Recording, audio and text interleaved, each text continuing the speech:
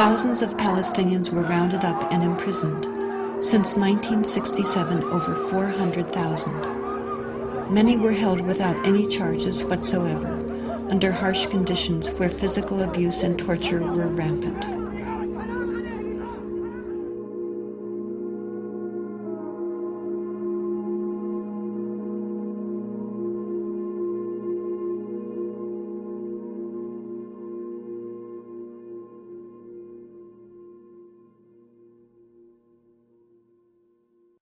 Today, we bear witness to an extraordinary act in one of history's defining dramas. The Oslo process begins officially with the handshake on the White House lawn.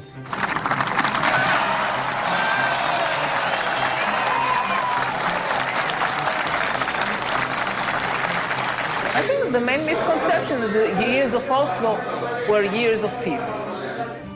And in that period, when there was supposed to be a peace process underway, in fact, the daily lives of Palestinians throughout the occupied territories got worse and worse and worse. The reality, and I saw it with my own eyes, that this was a new form of Israeli domination over Palestinians. Economic and social rights, which are rights to health, education, work, etc. These areas are the areas that declined the worst for the majority of Palestinians, almost all Palestinians. All the economic indicators turned for the worse under Oslo during this peace process. Moreover, Israeli settlements have continued to expand throughout that period.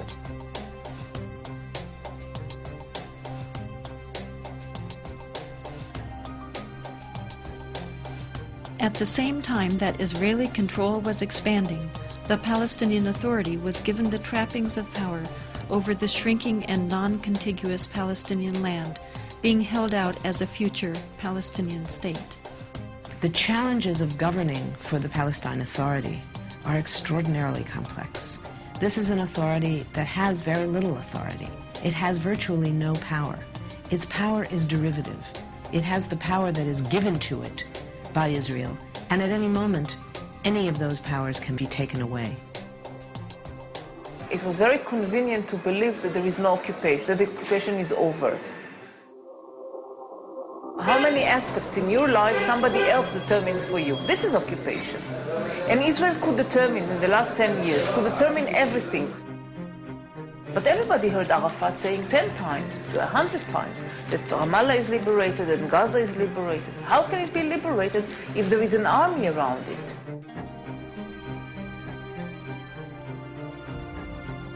The Palestinian officials spoke very warmly about the situation, about the reality, and they were hiding the fact that for the great majority of the population, these years were a disaster.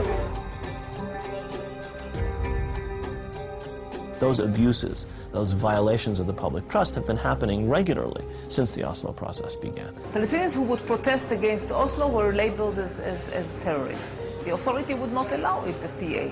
Instead of having a real national authority, you had this corrupt institution whose main task, as far as Israel was concerned, was to police the Palestinians and prevent them from resisting the continuing occupation. It has wasted a lot of the money the international community has given it.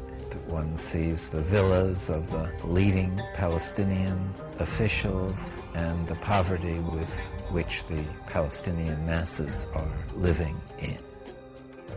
The performance of the PLO in running the Palestinian Authority and its failures in negotiating with Israel have very much diminished support for the PLO leadership.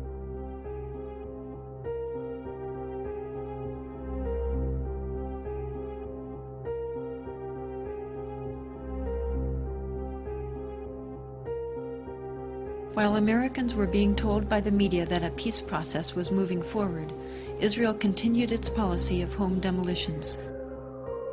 Since 1967, about 12,000 Palestinian homes have been demolished. More than 700 of those homes were demolished during the Oslo peace process. What you've got to have, and I think it's a fair demand on the part of Palestinians, that during the process of negotiation, you're not turning over more and more territory to Israeli settlers and changing the character of the land that you're supposed to be negotiating about. The notion that this is going to be a negotiable question does not ring true to any Palestinian who lives up against one of these settlements, which are continually expanding. And what does it mean to expand? It means you steal more land. Abdul Jawad is a Palestinian farmer whose family has lived there and tended the land for centuries. The Israeli authorities have confiscated countless acres of their farmland. شوف الشجر اللي كان ما أحلى اللي كان موجود هون. يعني كيف واحد بقعد بجنة أنا مسوي جنة هون. شوف شو بدال الجنة شوف سووا معاي. شوف شو عليك بتتفرج شو هذا اللي سووه هون.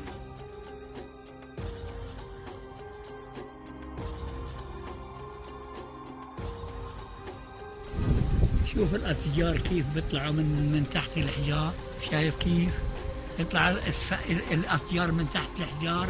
مش حرام هذا يبقى بدل ما يقعد بني آدم اللي بيقول الله، مش حرام هذا يقعد بداله حجر زي هذا؟ هذه معيشتنا، لا إنا لا برا ولا بحرا ولا جو، هذه المعيشة تاعنا وبنستنى لطف الله. شو نعمل؟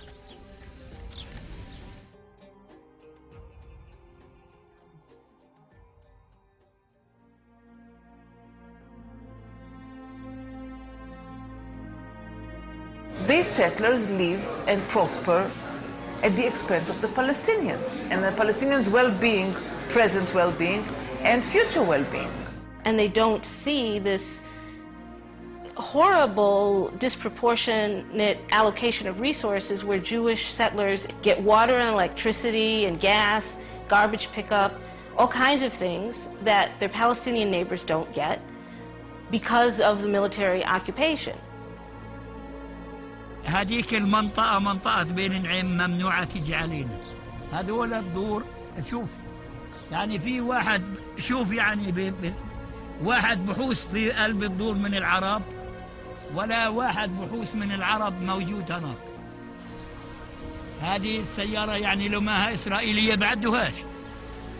They lost the middle of the valley for a bypass road, which is now an Israeli-only bypass road. They can't drive on it to go to their homes. The thing is extremely ugly to watch. I mean, this is just day-to-day life. I'm not talking about the fighting here. I mean, you walk through Hebron, an Arab city, 100,000 Arabs, a couple hundred Jews. Settlers walking around with rifles, looking as if they own the place.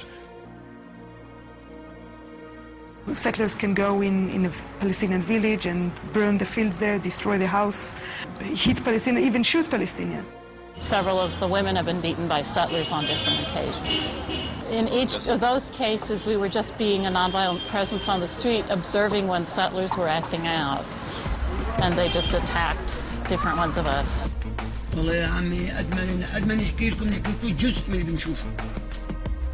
The Israeli government is not doing anything to try and stop the settlers from violating Palestinian rights.